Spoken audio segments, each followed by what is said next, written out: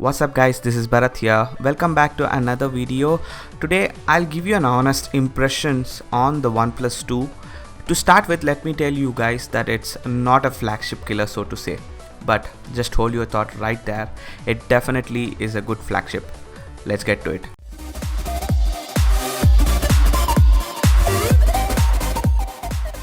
So after many days of launch, I'm sure you all know the specs of the phone, which I'm not going to focus much on.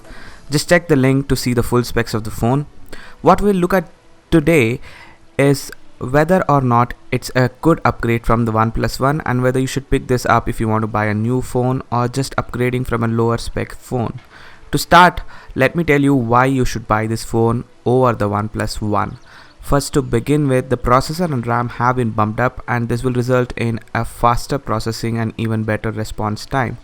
Secondly, even though the screen is having similar resolution, the panel it sports is an in-cell display which will emit more light and have better saturation. So overall display, although slightly upgraded, gives you a better display indoors and under sunlight.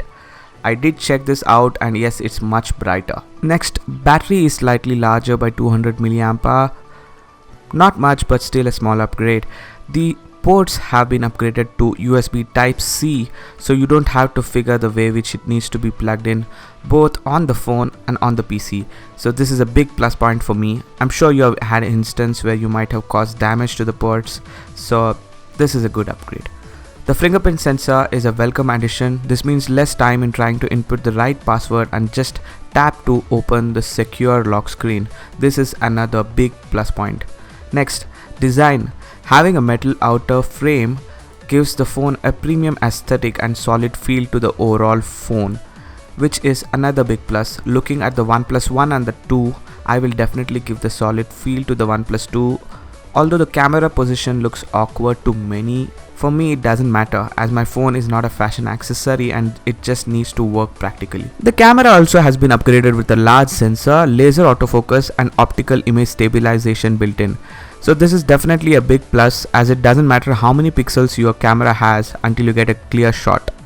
The quick charge feature was not implemented due to heating issues as per OnePlus, and I don't see this as a deal breaker as it charged faster than OnePlus One did in tests conducted. And don't even think about wireless charging, it's just a waste of time with the current technology. Couple of other things, it has got a mono speaker at the bottom and not a dual speaker like the OnePlus One, but it sounded almost similar from both the phones.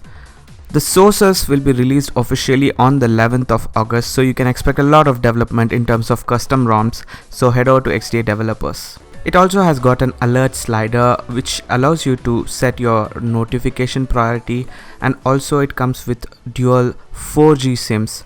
So this is definitely a big plus over the OnePlus One. NFC cannot be implemented with the NFC back cover, so don't expect NFC to come anytime on the OnePlus 2. But anyway, excluding this is not a big deal breaker as I have never used NFC on the OnePlus One. Until Android Pay becomes global and every merchant has a tap to pay option, I don't see the necessity of this. Finally, all the genuine accessories for the OnePlus 2 will be made available on the launch date, so you don't have to buy third-party accessories for the phone. For all you guys having the OnePlus One already, I don't suggest this upgrade if you're not a power user like me. I'm definitely upgrading just because I like to be updated with the latest in tech. But if you're planning to buy a new phone or the OnePlus One, just blindfolded go for the OnePlus 2 instead because it's a better value for money for just a 20-30% higher rate from the OnePlus One. So that's it guys for this video. If you have any questions, leave them in the comments below, and as always, subscribe for more such informative videos. I'm coming up with a lot more reviews, giveaways, so stay tuned. Peace guys, see you in the next one.